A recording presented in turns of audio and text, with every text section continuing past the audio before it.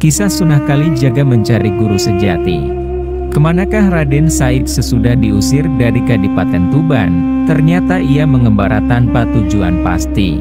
Pada akhirnya dia menetap di hutan Jatiwangi. Selama bertahun-tahun ia menjadi perampok budiman. Mengapa disebut perampok budiman?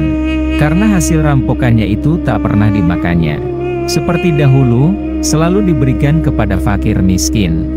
Yang dirampoknya hanya para hartawan atau orang kaya kikir, tidak menyantuni rakyat jelata, dan tidak mau membayar zakat.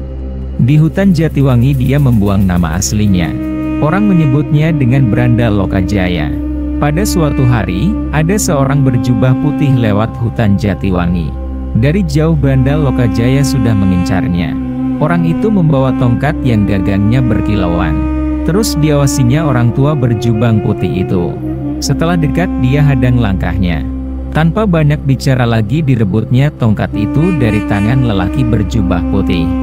Karena tongkat itu dicabut dengan paksa maka orang berjubah putih itu jatuh tersungkur.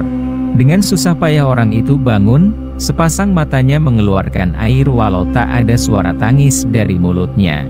Raden Said pada saat itu sedang mengamati gagang tongkat yang dipegangnya. Ternyata tongkat itu bukan terbuat dari emas, hanya gagangnya saja terbuat dari kuningan sehingga berkilauan tertimpa cahaya matahari, seperti emas. Raden Said heran melihat orang tua itu menangis. Segera diulurkannya kembali tongkat itu. "Jangan menangis, ini tongkatmu ku kembalikan." "Bukan tongkat ini yang kutangisi," ujar lelaki itu sembari memperlihatkan beberapa batang rumput di tangannya. "Lihatlah, aku telah berbuat dosa, berbuat kesia-siaan. Rumput ini tercabut ketika aku jatuh tersungkur tadi. Hanya beberapa lembar rumput. Kau merasa berdosa?" tanya Raden Said heran. "Ya, memang berdosa. Karena kau mencabutnya tanpa sesuatu keperluan. Andai kata ku cabut guna makanan ternak itu tidak mengapa. Tapi untuk sesuatu kesia-siaan benar-benar suatu dosa," jawab lelaki itu. Hari Raden Said bergetar atas jawaban yang mengandung nilai iman itu. "Anak muda, sesungguhnya apa yang kau cari di hutan ini?" "Saya menginginkan harta," kata Raden Said. "Untuk apa?" tanya orang tua berjubah putih tersebut. "Saya berikan kepada fakir miskin dan penduduk yang menderita." Sungguh mulia hatimu, sayang caramu mendapatkannya yang keliru." "Orang tua, apa maksudmu?" "Boleh aku bertanya anak muda?" desah orang tua itu. "Jika kau mencuci pakaianmu yang kotor dengan air kencing, apakah tindakanmu itu benar?" "Sungguh perbuatan bodoh," sahut Raden Said. "Hanya menambah kotor dan bau pakaian saja."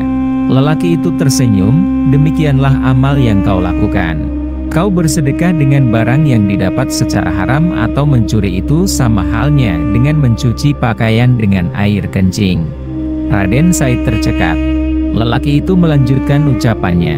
"Allah itu adalah zat yang baik, hanya menerima amal dari barang yang baik atau halal." Raden Said makin tercengang mendengar keterangan itu. Rasa malu mulai menghujam lubuk hatinya. Betapa keliru perbuatannya selama ini. Dipandangnya sekali lagi wajah lelaki tua itu. Agung dan berwibawa namun mencerminkan pribadi yang welas asih. Dia mulai suka dan tertarik dengan lelaki tua berjubah putih tersebut. Banyak hal yang terkait dengan usaha mengentaskan kemiskinan dan penderitaan rakyat pada saat ini. Kau tidak bisa merubahnya hanya dengan memberi bantuan makan dan uang kepada para penduduk miskin. Kau harus memperingatkan pada penguasa yang zalim agar mau mengubah caranya memerintah yang sewenang-wenang. Kau juga harus dapat membimbing rakyat agar dapat meningkatkan taraf kehidupannya. Raden Said semakin terpana, ucapan seperti itulah yang didambakannya selama ini. Kalau kau tak mau kerja keras dan hanya ingin beramal dengan cara yang mudah maka ambillah itu. Itu barang halal. Ambillah sesukamu. Berkata demikian lelaki itu menunjuk pada sebatang pohon aren. Seketika itu pohon berubah menjadi emas. Sepasang mata Raden Said terbelalak. Dia adalah seorang pemuda sakti dan banyak ragam pengalaman yang telah dikecapnya. Berbagai ilmu yang aneh-aneh telah dipelajarinya. Dia mengira orang itu mempergunakan ilmu sihir. Kalau benar orang itu mengeluarkan ilmu sihir, ia pasti dapat mengatasinya. Tapi setelah mengerahkan ilmunya, pohon aren itu tetap berubah menjadi emas. Berarti orang tua itu tidak menggunakan sihir.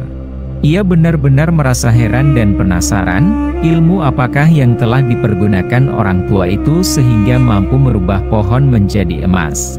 Raden Said terdiam beberapa saat di tempatnya berdiri. Dia mencoba memanjat pohon aren itu. Benar-benar berubah jadi emas seluruhnya. Ia ingin mengambil buah aren yang telah berubah menjadi emas berkilauan itu. Mendadak buah aren itu rontok, berjatuhan mengenai kepala Raden Said. Pemuda itu jatuh terjerembab ke tanah roboh dan pingsan. Ketika sadar, buah aren yang rontok itu telah berubah menjadi hijau seperti aren-aren yang lainnya. Raden Said bangkit berdiri, mencari orang tua berjubah putih tadi. Tapi yang dicarinya sudah tidak ada di tempat. Ucapan orang tua tadi masih terngiang di telinganya. Tentang beramal dengan barang haram yang disamakan dengan mencuci pakaian dengan air kencing. Tentang berbagai hal yang terkait dengan upaya memberantas kemiskinan. Raden Said mengejar orang itu. Segenap kemampuan dikerahkannya untuk berlari cepat, akhirnya dia dapat melihat bayangan orang tua itu dari kejauhan. Sepertinya santai saja orang itu melangkahkan kakinya, tapi Raden Said tak pernah bisa menyusulnya.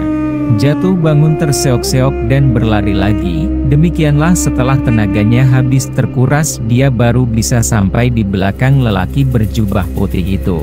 Lelaki berjubah putih itu berhenti, bukan karena kehadiran Raden Said, melainkan di depannya terbentang sungai cukup lebar. Tak ada jembatan dan sungai itu tampaknya sangat dalam, dengan apa dia harus menyeberang. "Tunggu," ucap Raden Said ketika melihat orang tua itu hendak melangkahkan kakinya lagi. "Sudilah kiranya Tuan menerima saya sebagai murid," pintanya. "Menjadi muridku?" tanya orang tua itu sembari menoleh. "Mau belajar apa?" "Apa saja, asal Tuan menerima saya sebagai murid." Berat sekali anak muda, bersediakah engkau menerima syarat-syaratnya?" pinta orang tua berjubah putih. "Saya bersedia," timpal Raden Said. Lelaki itu kemudian menancapkan tongkatnya di tepi sungai. Raden Said diperintah menunggui tongkat itu.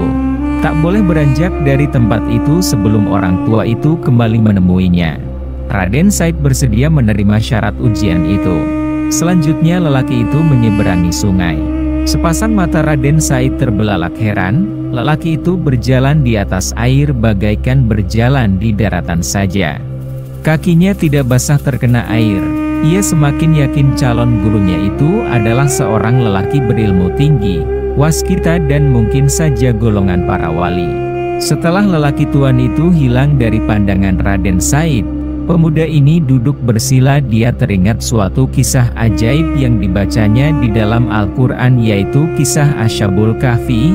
Maka ia segera berdoa kepada Tuhan supaya ditidurkan seperti para pemuda di Goa Kahfi ratusan tahun yang silam. Doanya dikabulkan. Raden Said tertidur dalam semedinya selama 3 tahun.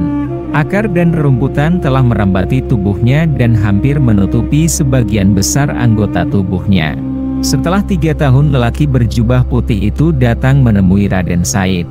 Tapi Raden Said tak bisa dibangunkan.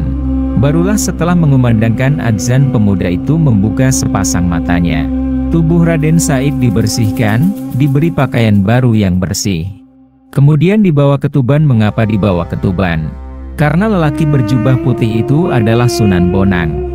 Raden Said kemudian diberi pelajaran agama sesuai dengan tingkatannya, yaitu tingkat para waliullah. Di kemudian hari Raden Said terkenal dengan sebutan Sunan Kalijaga.